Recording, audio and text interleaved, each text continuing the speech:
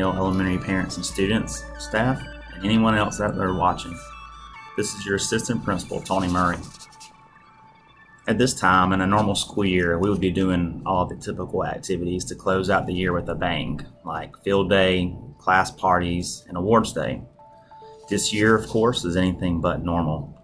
Traditionally, I would talk to all of the students and their families on awards day, mention some fond memories from the year, and try to impart a few words of wisdom to our fifth graders as they prepare to leave the life of an elementary student and move on to the exciting and maybe a little bit intimidating world of middle school.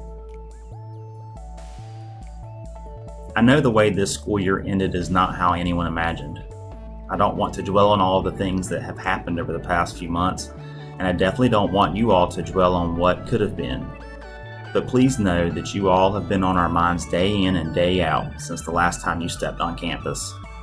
Parents, we know that you are doing your best to keep everything as normal as possible despite your new students driving you crazy. We appreciate everything you've done at home to try and keep your child learning and growing. If your at-home student is half the challenge that mine is, you have definitely earned your stripes. Students, I have a very important job for you to do right now.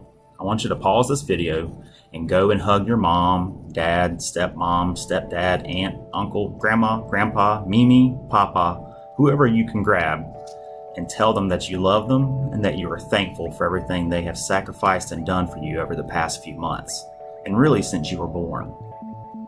They are proud of you and have high hopes for you. They believe in you and want the best for you. So hit the pause button, go do it now. Especially today, they are very proud of your accomplishments. Today would be a good day to ask for a new toy. To our fifth graders, the end of a school year can be seen as a coming of age, a sort of official way to recognize when a person steps into the next stage of life. Fifth graders, you're ready to make that step. With every year, you've become a little more independent. I bet you can still remember your first day here. It might have been exciting and a little intimidating too. I bet when you look at the pre-K students walking the halls, you think, wow, they look so little. I can't believe I was ever that young. Well, get used to it. You'll be thinking that for the rest of your life. But when you see younger students, you can tell how much you've grown up and how much you've learned and how much you've matured. Think back on some of the exciting things that happened this year and all the things you learned. One thing Miss Corliss and I learned is that it's very difficult to get whipped cream out of your hair. We also learned that Miss Brown really loves bacon.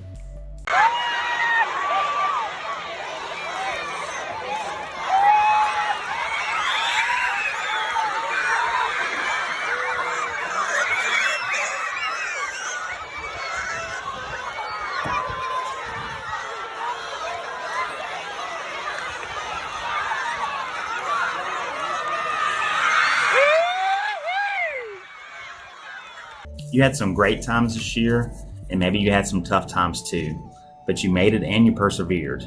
You're ready for that next step. But fifth graders, I know you're nervous about middle school, so I'm going to give you some advice. First, put down the Xbox controller and really pay attention. Secondly, I ask you to take this chance to dedicate yourself to making next year even better. Remember that you don't have to follow the crowd. Always try to do the right thing, especially when no one is looking. Use good manners with everyone and be respectful of the adults in your life. Having great manners or terrible manners leaves an equally strong impression on the people you interact with. Which do you think will open up more opportunities for you?